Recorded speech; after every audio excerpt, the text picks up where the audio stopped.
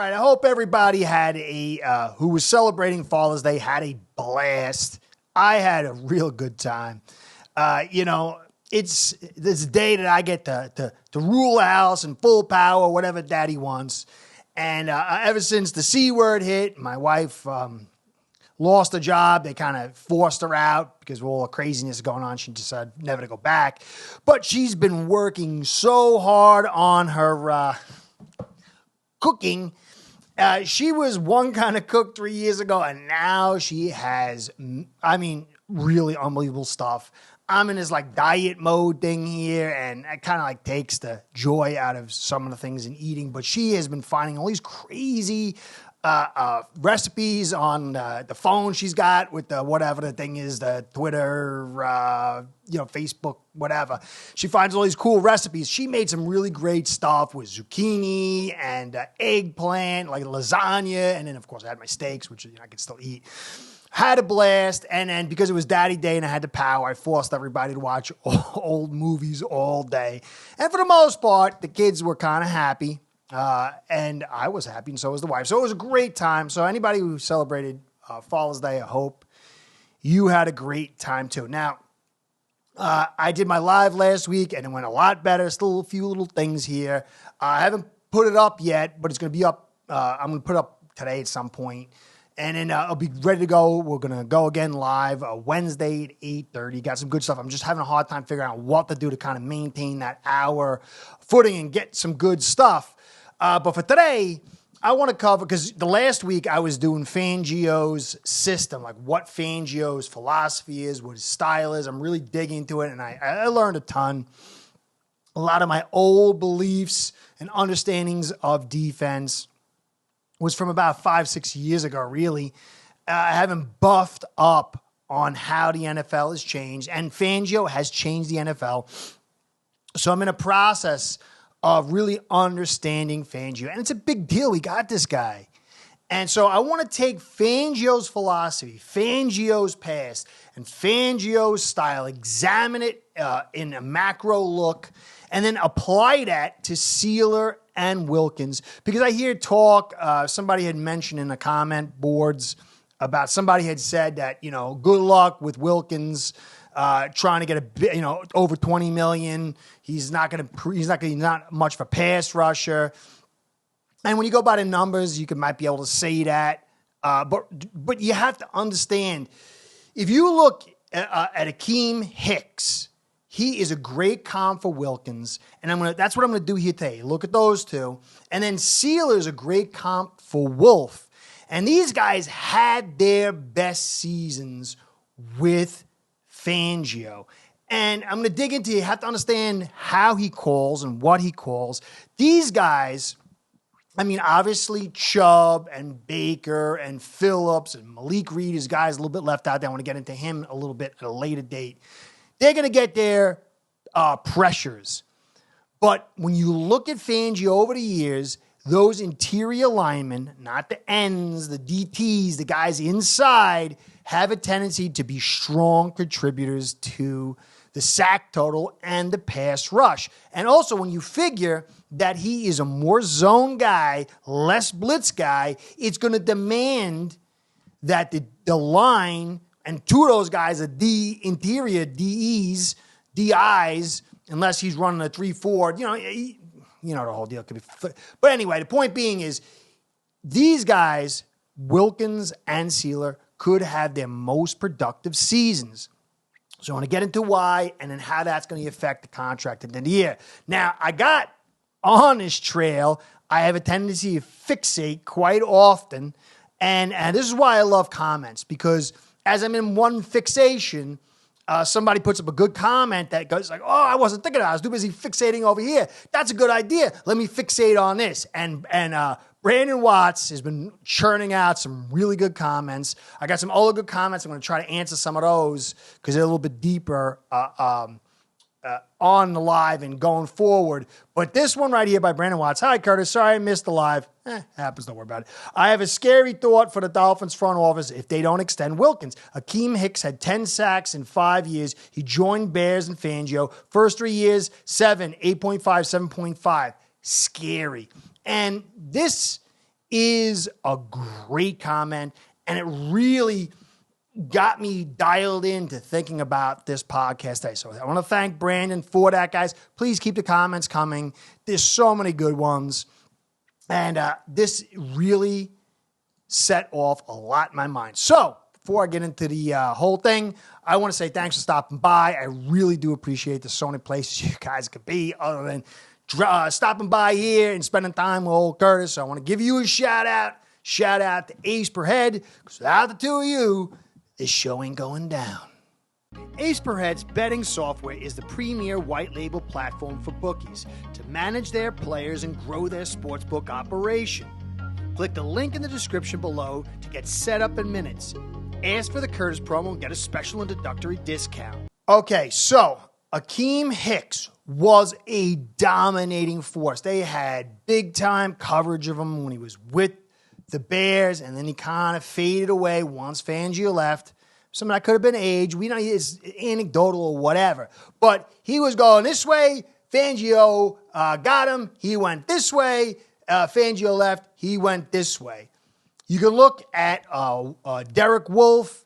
Had a pretty good career. He had 2012 was one of his best totals as far as sacks. But Fangio, he was with them in 2019. That was his best season ever. So there is a little bit of loose anecdotal correlation. But I want to kind of pull it in here and compare the ability of Hicks, what kind of athlete he was compared to Wilkins, to kind of show you Wilkins could easily become Hicks 2.0 and maybe 2.0 plus, okay? So you see right here, top, I did a little, and this graphique over here, a little, cut and paste thing here. So the red boxes show basically the name of the player and their general overall physical size. And then the blue box is all Christian Wilkins stuff. And then the green box is Hicks. And you can see right off the bat, Wilkins was considered, if you look at the athleticism score, 6th highest of his class. And comparison, Hicks, 21st. Now, it's hard to say. You got to compare who's he going against. So that's just an anecdotal thing. But you can get into the size. Wilkins, 6'3", 315. Hicks, 6'5", 318. The 2 inches makes a little bit of difference. But to me, when you're inside, being a little shorter, as long as you got some cement in the pants, is actually a little bit better because you get leverage advantage. And this helps in many, many regards.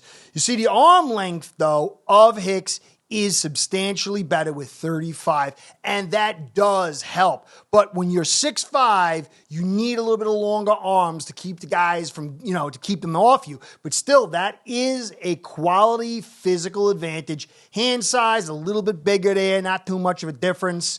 So overall, you got a little bit shorter, a little bit stouter, but a little shorter arms against a little bit taller, and a guy with longer arms in Wilkins versus Hicks. But when you get into the actual meat of what they were able to do, despite being a little shorter and thicker, 40-yard dash, 5.04 and 5.23. That's a sizable difference as far as ability to use your speed. Now, it's not everything. We'll keep going to a 10-yard split, 176, 177. So that's the takeoff. So these guys are just about the same in that takeoff and that first 10-yard explosives. So these are parallel players in probably one of the most critical stats as your explosion. And when you're running the Fangio system and you're running that gap and a half, and I covered that last week in live, I'll get to it another time, but I'll just quick on it. But anyway, that penetration comes from your explosion.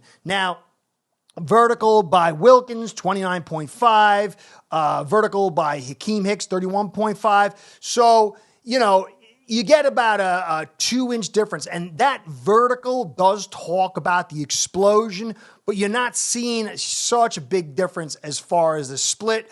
But there is maybe a little bit pop in the short run, maybe because that's not a huge difference, but it's a little bit of difference. And the broad jump, it's a nominal difference. So these guys are pretty much, as far as their explosiveness, pretty much the same player. Drill, the 3-cone drill, that's a good one, but Wilkins didn't do it. And then a 20-yard shuttle, 4.55 to 4.86, and that's your ability to move one direction, cut back another direction, and when you're getting behind that line of scrimmage and you're trying to make your moves and chase that quarterback who's booting out in the opposite direction, that's a substantial lead. And then you can see 28 versus 26, 2-inch difference for Akiem Hicks because of a little bit leverage issues. But these guys are relatively in the same power department. But overall, these guys, aside from Wilkins being a little bit faster and a little bit more athletic, comparable players. So we could say that Fangio is getting his Akiem Hicks. And Akiem Hicks, when you look at what he was doing, you could see sacks per. Let me see what I got over here. Oh, yeah, right here. Okay, Bears. 2018, Mack led with 13, but Akiem Hicks was second with 9. Then he was he was first in 2019 with the Bears' most sack total. And then in 2016, he was number 1 again. So Hicks, with the 3 years with Fangio, number 1 on the team in sacks, number 1 on the team in sacks, and then number 2 on the team in sacks, only beaten by Mack. And so that run of 16, 17, and 18 was his golden era. And so I really see Wilkins as being a guy who could be Akiem Hicks and a little bit more. Because if you go back and you look at Akiem Hicks before he went to Chicago, he didn't have the production that Wilkins had. And to me, Wilkins is a better player. And I think he can match what Hicks did, plus a little bit more. And I'm going to get into a little bit why as well. Now, Sieler is 6'6", 290. Wolfe was 6'6", 285. And when you look over Sieler, what he was able to do, I want to cover this a little bit because, Sieler's done really, really well. And I read this article. Oh, man. I'm going to put it up over here. Did I forget to put it down? Yeah, I forgot to put it down. I'm going to put it up, a graphic over here when I do the editing because I forgot because I was a yutz. But this article is basically saying what is Zach Sieler's worth? And they rated him between, I think it was 14 and 19 maybe million, or 15 to 19, somewhere in that range. And it was a good article, really worth reading. I enjoyed it. I should have put the thing down. I'm sorry about that, brother. But when you look at Sieler, okay, he's going to be 29 when he goes into his free agency. And the article had said that maybe that's going to be a drain on his interest. But really, it's not about the age when you're a D lineman. Because, when you're a running back and you've been, the speed starts dropping, but this guy's not making his bread on speed. It's about how much abuse has his body taken. Now you can see over here in this graphic, the total reps on field, 21, 29 in 5 years. That's like 400, just 400 reps a year. Now last year he had 900. Before that was 5 and 5 and 1 and 7, as you can see in the graphic of his career. Now, if you look, you'll see, last year he struggled in his pass rush. You can see PFF, how they rated it. He was really good, and he got good efficiency rating in 21, pretty good in 20 and 19, but it took a big dive in 22. But I want you to look at the tail end. It says DL alignments, snap counts. Now, where you play a guy matters. When he's inside, sometimes he has a tendency to, get this sprawled out look. And I had, spoke about how I worried about him getting injured because he just was so overwhelmed. He was able to hold the guys in the double and sometimes these big interior guys, but it didn't really feel like that's where he's good. He was better out on the edge. And you can see last year, you can see the red box at the end and then the purple circle is his snap counts. And then his blue snap in 22, and his blue snap, his snap counts in 21 was in blue. Now, the little BGB over there and the OVT and out, this means a number of plays lined up in DL, so that's 3 technique. Okay, I'll show you the 3 technique right here. You can see the techniques. See this little graphic here. 3 technique to 0 technique. That's in the purple. And then, but in the OVT, that's the red. He's lined up on or on the edge of the tackle, which is 4 or 4-eye technique. So BGB, we'll go back to this over here, and see BGB, he was 422, and then OVT 359. So he was in that 3 to 0 gap. The DI way a ton, 422, and then his OVT was 359, which means over the tackle, and then he had 114 out, which is on the outside end of the tackle. But the majority, the highest percentage, almost 60%, was inside in that 3 to 0 technique. But if you look at the year prior in 21, where he had a much higher efficiency rating, you could see the ratio was flipped. So he was 164 BGB, which means 0 to 3 technique, which means on the outside shoulder of the guard in that B gap, all the way to head up on the center. But then his OVT, which means, working on the tackle, inside the shoulder, head up, or a little bit on the outside, whatever, he was 260, and then pretty similar between 22 and 21, OVT 89 to 114, but he had less snaps. So he is a guy that works way better in that. And, it's hard to say unless you see exactly what he was producing, but I'd say from 3 tech to 5 tech is where Sieler is at his best. But he had a lot of 3 tech to 0 tech.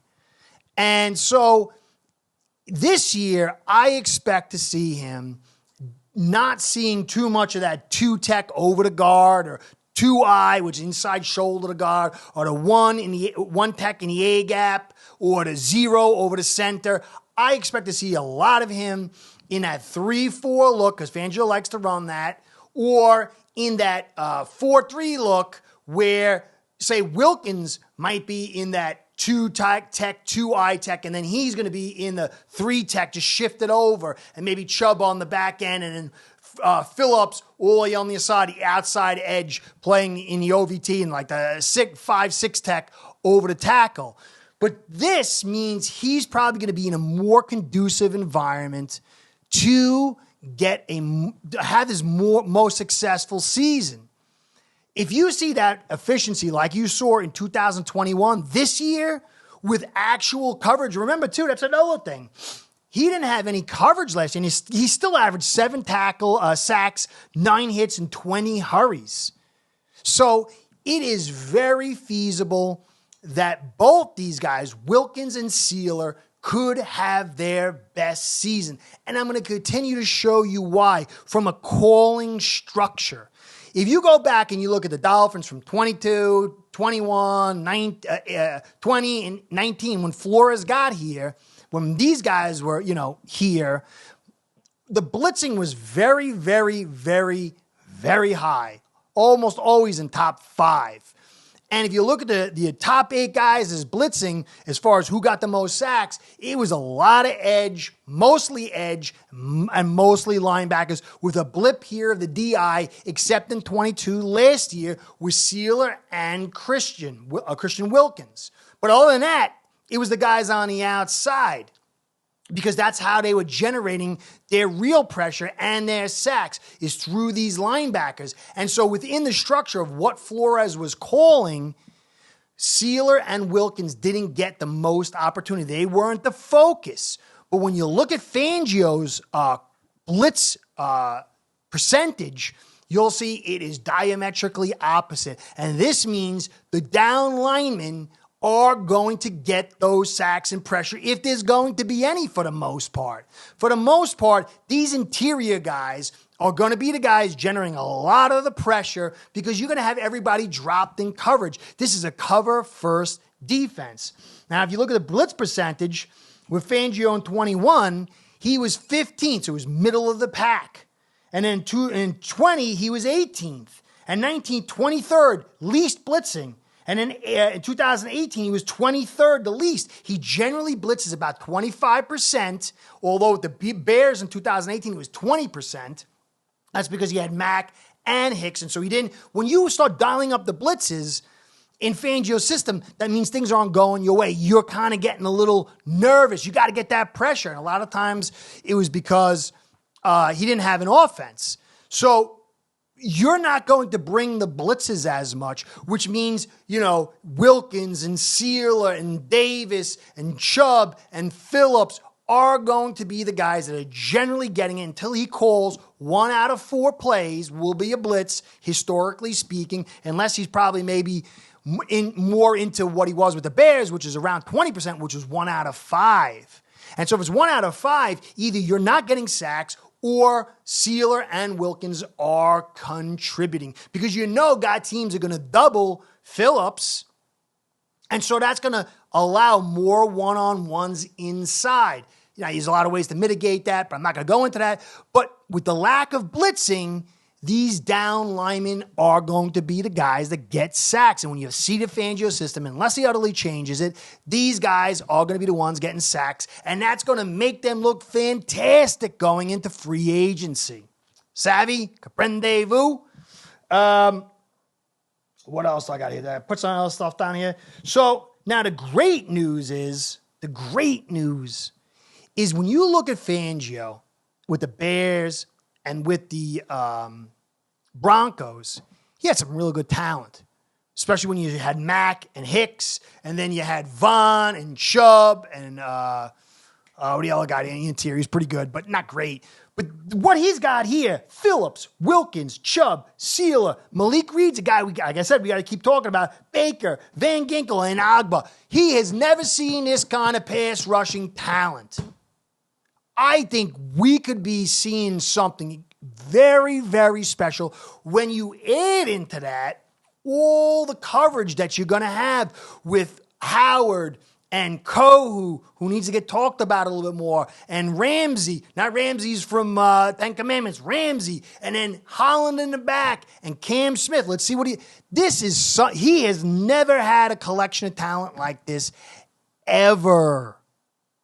And so if you're getting those Chicago level of blitzes, 1 out of 5, and you're getting the pressure that he got a little bit more, I think we could see a wonderful, wonderful season for the Dolphins. Now, the run game, being able to use that run game from opposing offense is going to be critical. And there's a lot more to get into it, but I really like the possibilities on the face of it. Of course, the success that I think we could be seeing for Phillips, who's going to be a free agent, Sieler, Wilkins, going to be a free agent.